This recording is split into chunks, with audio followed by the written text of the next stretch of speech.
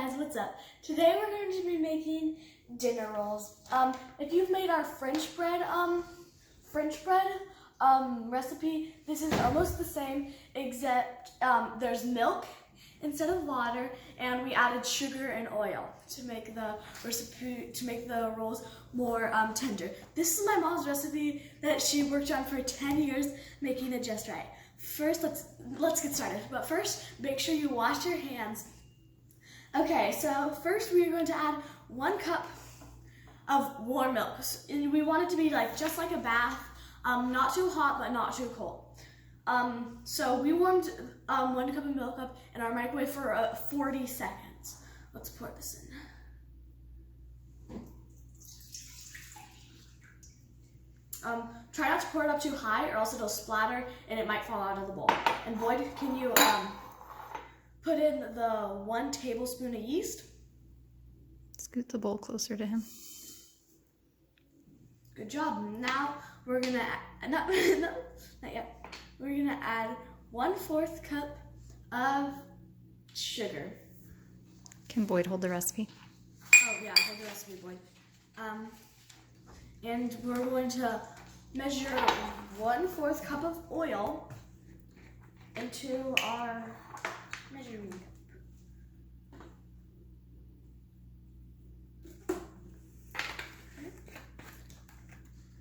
Pour this in.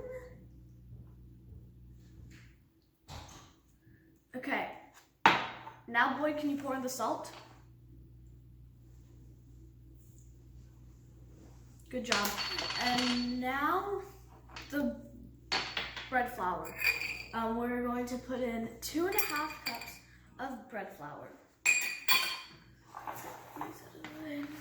Okay, so we're going to pour the flour into the measuring cup and just take a spoon, or if you have this kind of scoop, put it over. Put the rest of the flour, or wipe off the rest of the flour, and then put 1 cup in, and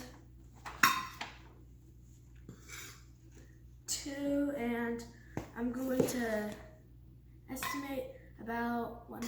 It doesn't really matter on bread as much as on cakes and stuff. Okay, does that look like about 1/2 cup?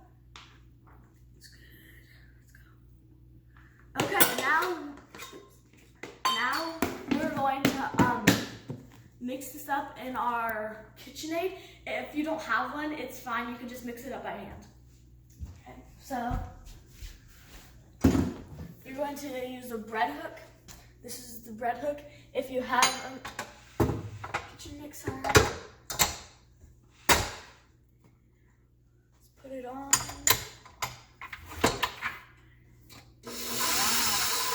You're gonna start it out slow so that the flour doesn't splash out everywhere, and then you can mix it, put it on a higher level once the bread is mixed in. And we're just gonna mix this for about 5 minutes. As you can see, the dough is very sticky, so we don't need to take it out of the bowl and knead it or anything. We're just gonna take it down off the hook and cover it with saran wrap so that it can rise for 20 minutes and so the dough can double. And then after that, we'll shape it. Oh. Okay, guys, so the bread has risen for 20 minutes, and while that has happened, Boyd lost his first tooth. Aww. Go, ah.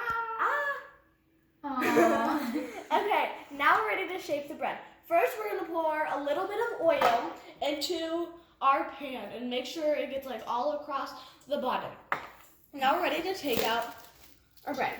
So we're going to take all the dough out and put it in there, and you want to get your hands oily so the bread isn't that sticky.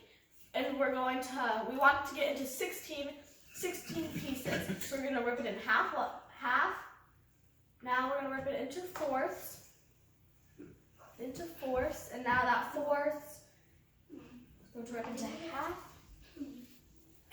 in half.